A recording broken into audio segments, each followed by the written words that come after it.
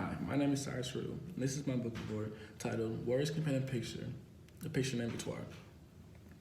The story Victoire, My Mother's Mother by Maurice Conde, which is translated by Richard Philcox, is a story, a narrative, in which the author seamlessly combines facts and fiction to describe and exemplify her grandmother's life.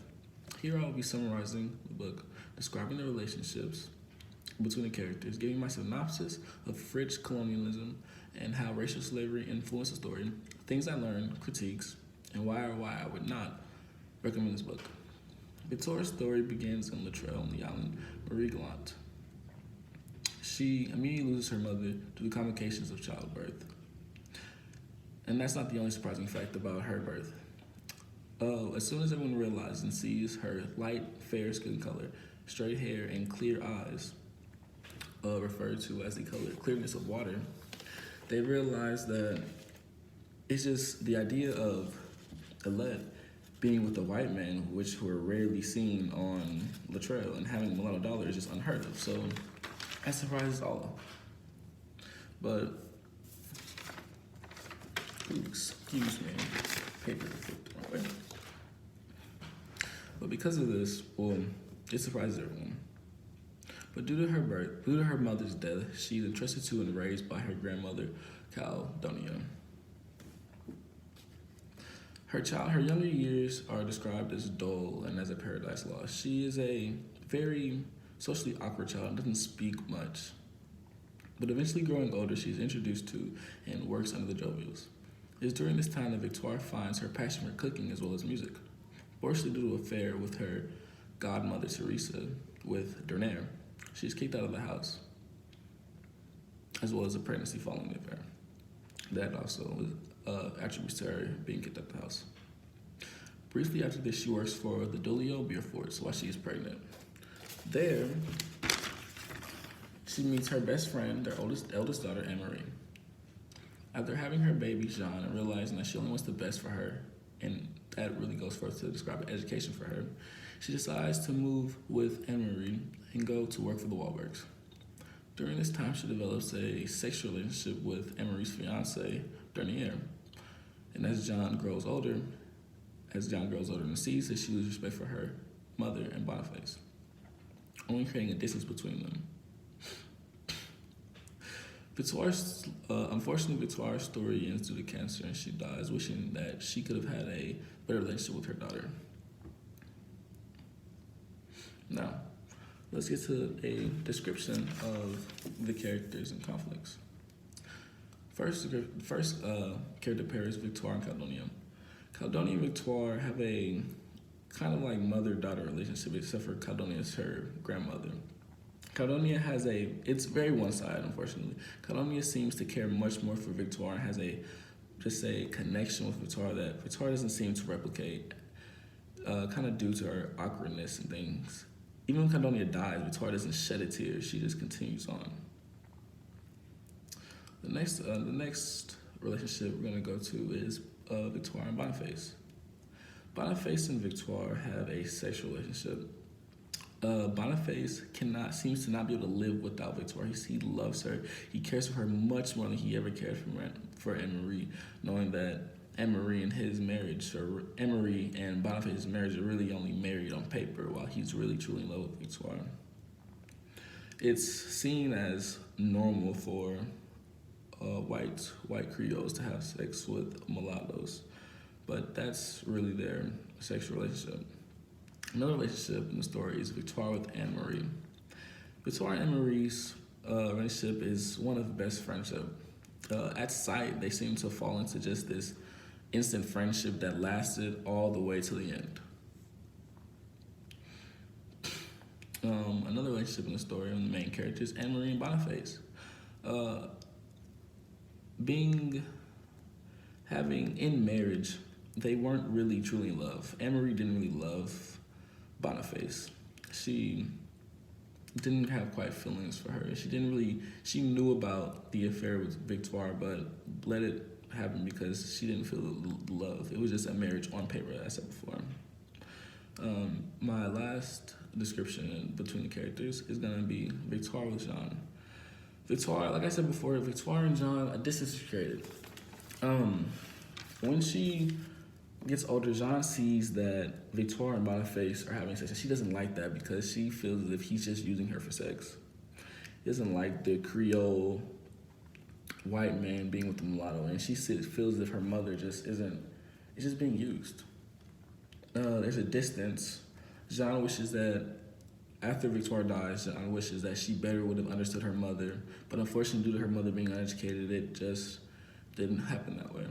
It kind of ostracized Jean from society because it kind of ostracizes Victoire because she's uneducated, only speaking Creole, and just can't connect to Jean at her level of higher education in French. But next we'll go to French colonialism, racial slavery, and the influence on the story. I think French colonialism played a huge part because of language. In this story, you can tell it's implied that French can determine your social status. Black people who speak French just seem to be in higher status, whether it be black or whites. Elite black people speak French. Elite whites speak French, but poor people seem to speak more Creole and the more uneducated people seem to only speak Creole, unfortunately. You saw Jean spoke French as she rose through the ranks and got educated, and that's one of the reasons she did so well. While only speaking Creole was one of Victoire's downfalls because it just showed how uneducated it was and how she was stuck where she was. Racial slavery influences the story in ways of which it leaves these mindsets in people. Excuse me. This is exemplified in an argument between Jean and Victoire. One time, Jean gets upset with Victoire because of how Boniface enters the house, and she gets upset because she cares so much about the outside perspective on it. She feels as if people see a white Creole walk into a house with a black lady and mulatto, that they're gonna think they own the place, and that slavery, that just kind of shows how racial slavery in past time kind of leaves an influence in people's mind. It just makes people have these preconceived ideas about how things are just based on skin color. Ooh, excuse me, my phone stopped. Two things I learned. One of the things I learned was that I was so surprised to see that a language could mean so much in a society. In America, we usually speak English, but learning other languages or not only speaking other languages doesn't usually necessarily mean much. I mean, there is a barrier between people. You can tell the differences just listening to how people talk, but the huge differences between French and Creole was crazy. And just seeing how that affected people and put them, kind of cemented their role in the place, was just so surprising to me. Another thing that I learned was that skin color was another factor in it too. Being a fair-skinned person in America could be seen as good or better, but being a fair-skinned mulatto is not good. People treated mulattoes bad, use them only for sex, they look down and treat them poorly. And it's just crazy because being raised in America, we see it's a stereotype that fair-skinned people are just treated better or better. One of my critiques is that the French parts of the book should all be translated. In some parts of the book, the French was translated, in other parts it wasn't. I do not understand why. It kind of hinders my ability to read and just makes me feel as if I'm missing some of the story and not being able to understand it as well as I should be. If we did have those things, I feel as if it would just make the book an easier read in general, which that kind of brings me to my next critique. I understand that this book was written in French and Creole, but I believe that the book was just kind of a hard read the way it was written. It does get the ideas across, but I feel as if reading it in its first language, you would kind of get, I wouldn't say a different story, but just a better version.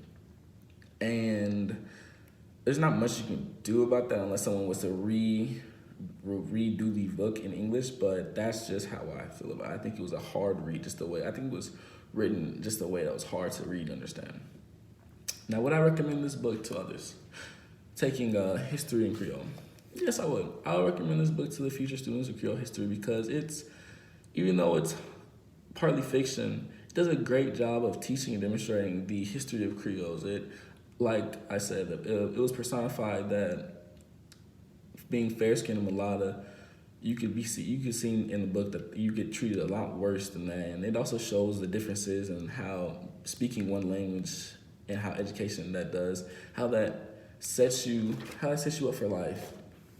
And that's my presentation. Thanks for listening, and I'll see you in class.